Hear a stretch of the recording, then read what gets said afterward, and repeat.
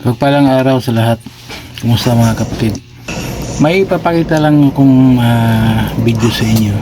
Ito pong video ni Kelvin Espinosa ng Albuera, Leyte. Tumatakbo po siyang mayor sa dating na sa ngayon na halalan. Ngayon, sa nakikita ninyo, yan may suot siyang pangontra. Yan, may suot siyang pangontra. Yan, kita nyo yung kulay pula na yan.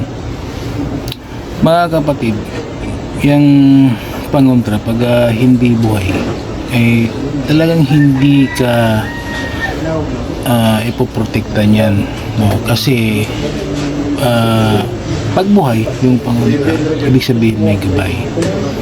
Pag may gabay, yung gabay ang magpoprotekta sa iyo, hindi yung gamit, no? Kasi itong gamit natin, halimbawa ito, suot ko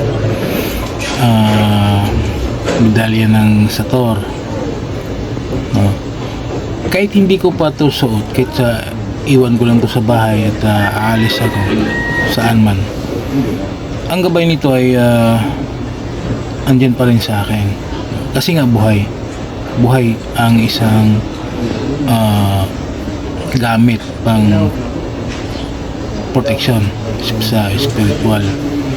Ngayon yung suot ni Kerwin, no, bossing, no, alam ko pagaling ka na, hindi naman sa kinukontra kita, no, gusto ko lang sabihin sa iyo, ipaabot ko tong video sa iyo kung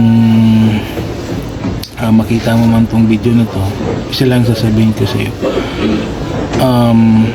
useless po ang suot-suot mong yan kasi nga yan, tingnan mo nga, natamaan ka kasi hindi nga buhay yung suot-suot mong pang protection na yan.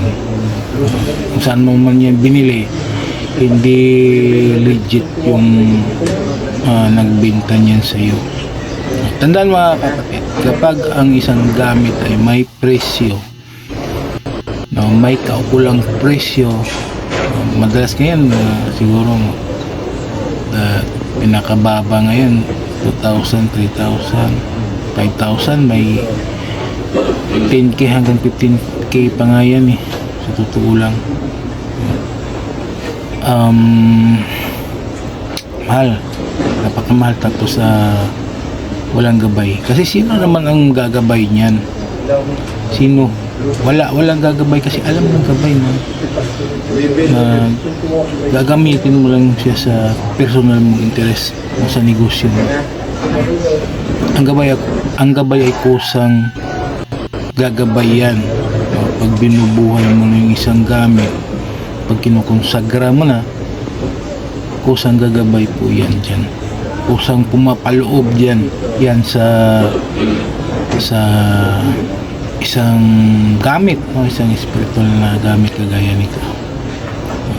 Kaya Mr. Espinosa, pasensya ka na po at nasabi ko to,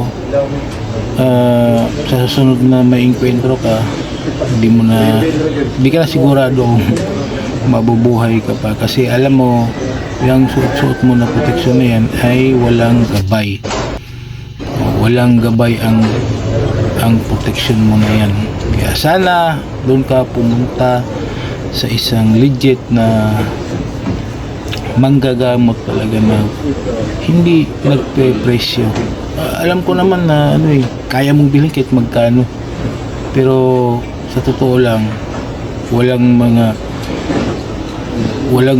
mga gabay ang mga yan kapag may presyo ang isang gamit.